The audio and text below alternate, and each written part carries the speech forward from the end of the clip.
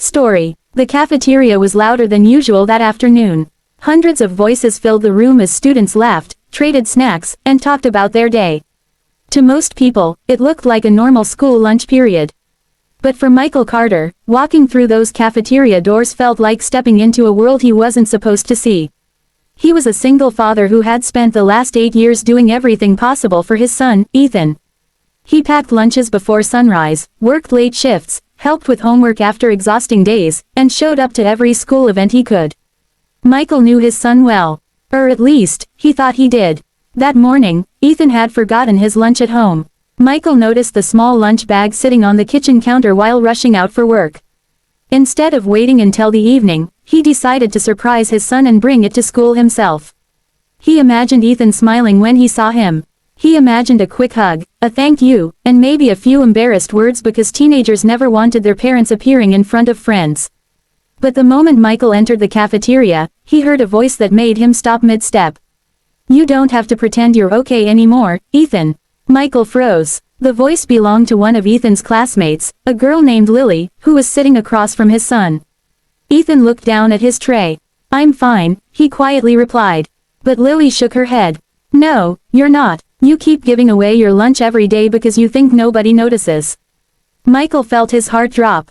He looked toward Ethan's table. His son's tray was nearly empty. Ethan was sitting there with only a carton of milk while the other students ate their meals. Michael watched silently from a distance. Lily continued, "You always say your dad is working hard and you don't want to worry him. But you shouldn't have to skip meals just because you're trying to be strong." Ethan stared at the table. "I just don't want Dad to feel like he's failing," he whispered.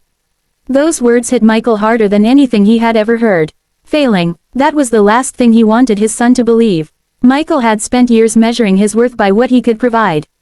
The bills paid, the clothes bought, the roof over their heads. But standing there, he realized he had missed something much more important.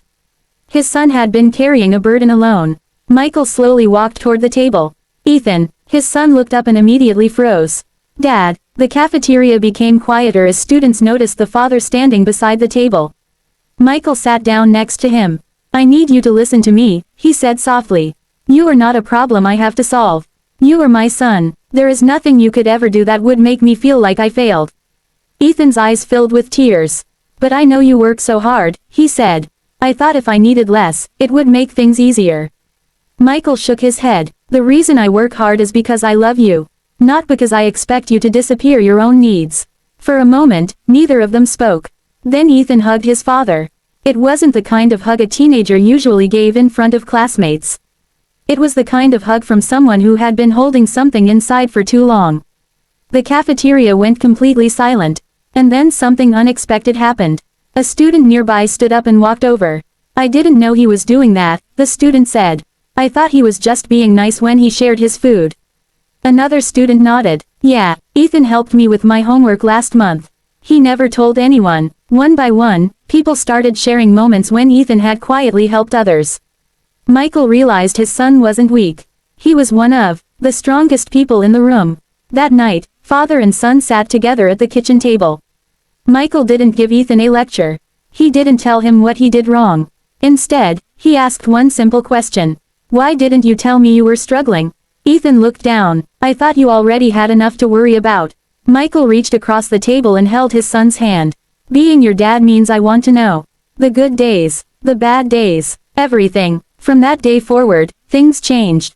Michael still worked hard. Ethan still tried to be independent.